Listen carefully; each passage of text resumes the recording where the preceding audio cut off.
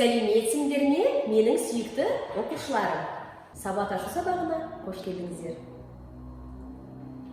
Балалар, суретке назар аударайық. Суретте кімдер бейнеленген? Айтып көрейікші. Бұл кім? Дұрыс, ата.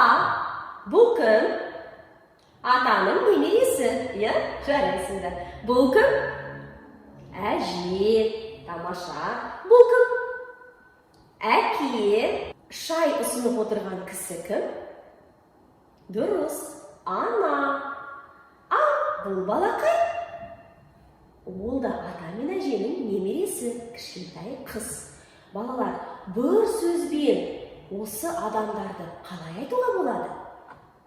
Дұрыс, отбасы.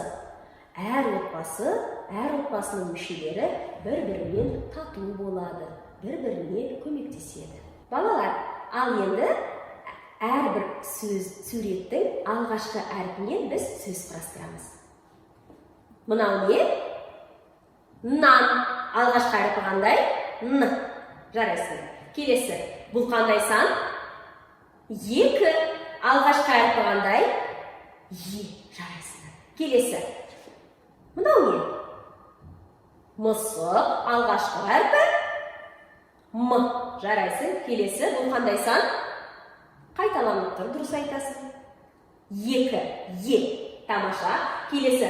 Мынау не? Раушан. Алғашқы әрпі қандай? Р. Тамаша. Және соңғы қайталанып тұрған сан? Дұрыс. 2 және әрпі қандай? Алғашқы әрпі Е. Қарап көрейікші. Қандай сөз шықты екен? Тамаша. Немере деген сөз шығыпты. Немере ата мен әжесінің еркесі. Жарайсыңдар. Сонымен балалар, жаңа ғана біз 2 деген санмен таныстық. 2 деген санды қайталадық. 2 деген сан Е әрпінен басталады. Сондықтан біздің бүгінгі тақырыбымыз Е әрпімен дыбысы. Бүгінгі сабақта сен Е әрпімен дыбысын меңгересің. Сызбаға сай сөйлем құрастыруға жаттығасың. Заттың санын білдіретін сөздерді анықтайсың. Сонымен, балалар, бұл Е әрпінің баспа түрі. Бұл Е әрпінің жазба түрі. Жазба түрін жазу дәптерінде жазуға жаттығасың. Енді балалар, Е әрпіне байланысты сөздерді оқып көрейік. Бірінші бағаннан бастайық. Мен тұтас оқуды үйренейік. Сен. Не. Ерте. Есен. Жарайсың. Енді екінші баған. Сенім. Ерлан. Екі. Мереке. Немере. Балақай. Бұл сөздердің ішінде бас әріппен жазылған сөздерді байқадың ба? Бұл қандай сөздер? Дұрыс айтасың. Есен және Ерлан. Бұл сөздер не себепті бас әріппен жазылып тұр? Дұрыс айтасың. Себебі жер, су және адамның аттары, есімдері бас әріппен жазылады. Тамаша. Сен бос уақытында не істегенді ұнатасың? Ал бұл балалар шахмат ойнағанды жақсы көреді екен. Ал бұл балалар шахмат ойнағанды жақсы көреді. Оқып көрейікші, бұл кім?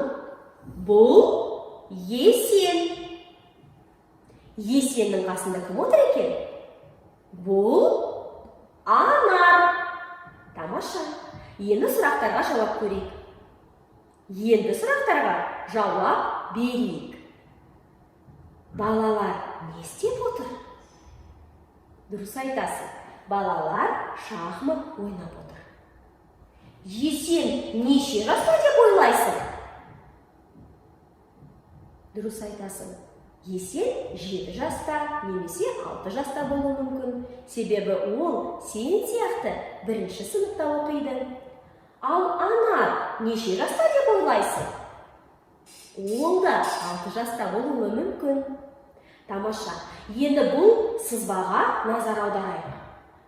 Бұл қандай сөйлем деп ойлайсың? Дұрыс, хабарлы сөйлем. Оны қайдан білдің?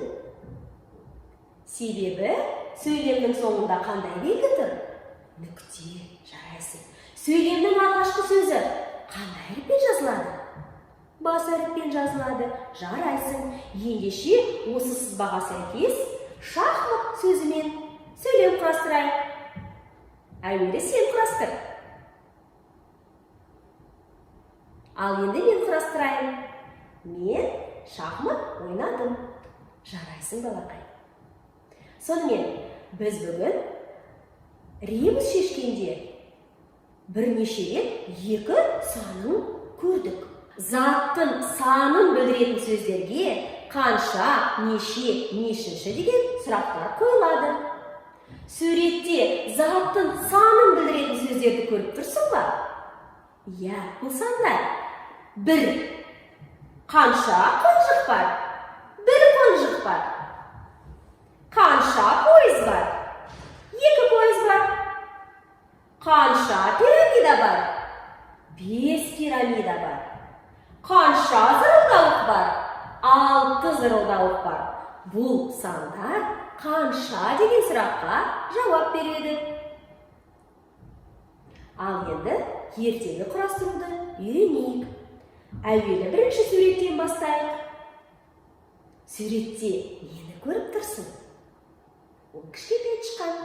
Кішкентай тышқан қандай ғимаратты көрді? Дұрыс айтасың, мектепті көрді. Содан кейін не болды? Көмекке кім келді? Көмекке Айша келді.